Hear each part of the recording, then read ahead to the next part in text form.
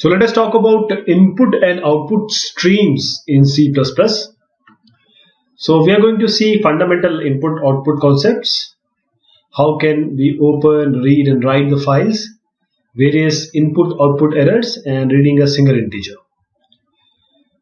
This is how input and output takes place. This is your program. And from input device, there is a device driver in between and then input library. It interacts with our program and then we have an output library corresponding to this input library and then the device driver again to the output device. This is the data source. It starts from here and it takes this path and it reaches to the destination. This is the stream model. This is OS stream, output stream. So it actually turns value of various types into character sequences. So it sends those characters somewhere.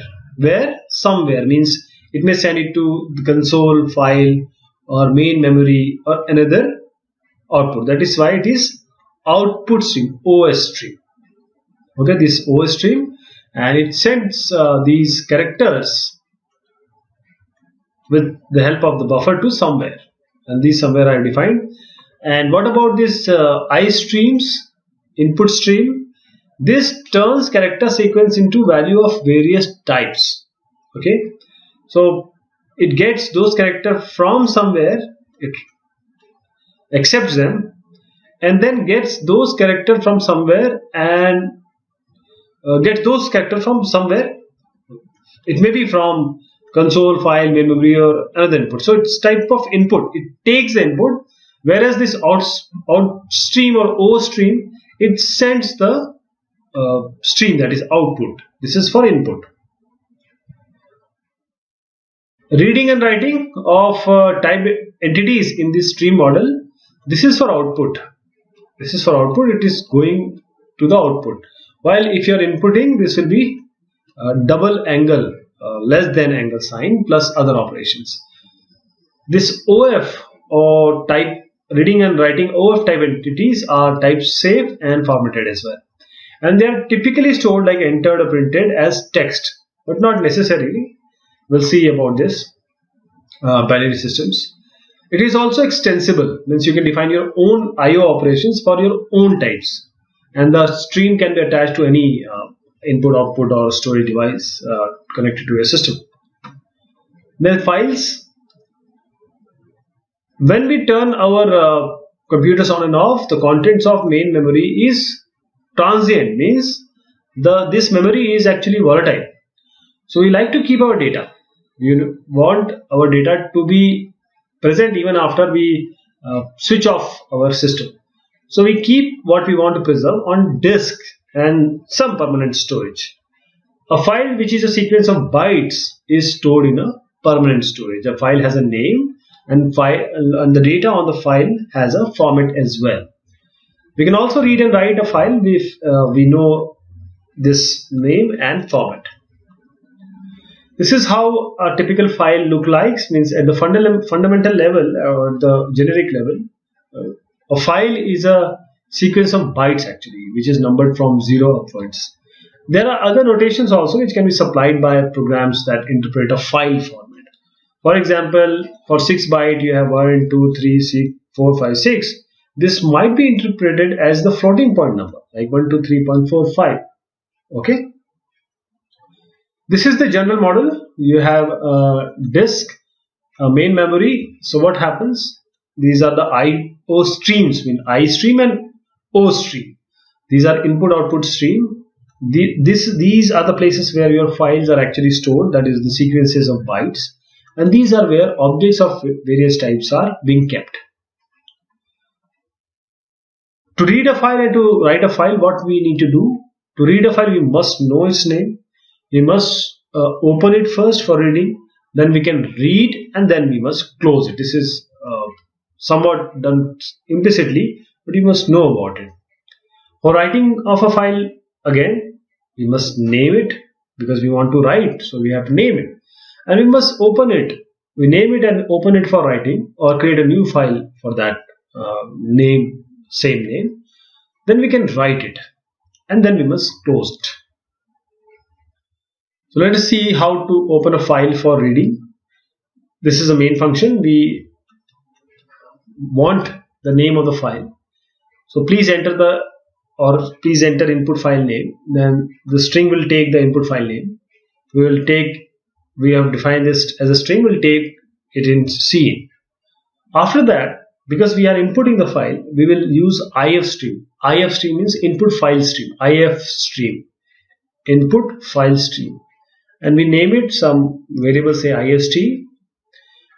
This ist is an input stream for a file, defining an if stream with a name string, and this opens the file of that name for reading. This is the file.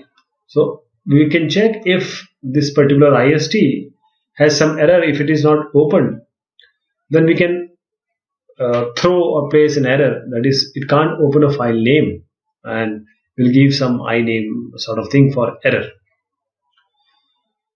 Then we can open the file for writing. Please enter the name of output file. This, we can have some name of that file, and we can input this name. And then OF stream means we are outputting. This is output file stream, and this is defining an off string with a name string. And it opens the file with that name for writing. This will be the name. Name will be the file name. In this case, this iname was the file name, and here we have the name as the file name. We again check for its validity, means either it was open for writing or not. Otherwise, we can just place an error, can't open output file. Now, how to read from a file? This is always great conceptual question. Suppose a file contains, say, a sequence of pairs representing hours or temperature reading. Let us take a general example. These are the hours, and these are the temperature reading. Okay, the hours are numbered from 0 to, say, 23, because we know 24 hours are there. No, let us not assume any other further format. And how to terminate? Termination is also there, because while we are reading, we need to tell, or we need to be ourselves sure that it ends at a proper point. So termination means reaching the end of the file, which terminates the reading, and anything expected in the file terminates the read. For example, you can have any character. You can have even Q as a character. So let us see how to read a file of this particular example we just discussed. We can have a structure, say reading, a temperature reading, and this is an hour, this is a temperature, hour and temperature. We can define a structure, and then we can create a vector to store the reading. And we can also have integer and double. See, these are all integers, 0 to 24, these are double. We can have local variables like hour and temperature. And then while ist already, this is a file name, and not file name, but this is a file object actually, if stream, because we are inputting the file, or inputting from the file, taking something from the file, reading a file. So we read ist and to hour and temperature. So this hour and then temperature, and then we check hour should be in between 0 to 23. If it is not there, we will speak out that okay, there is an error, hour out of range. And otherwise, if the error is not there, then we will simply use tmps and push back the value what? Reading, this reading, and hour and temperature. This is how a pushback is, syntax is taken care. So hope you got the idea, but we will be covering what we have discussed in the index, or in our own abstract. We are going to cover it in just a moment. Thank you so much.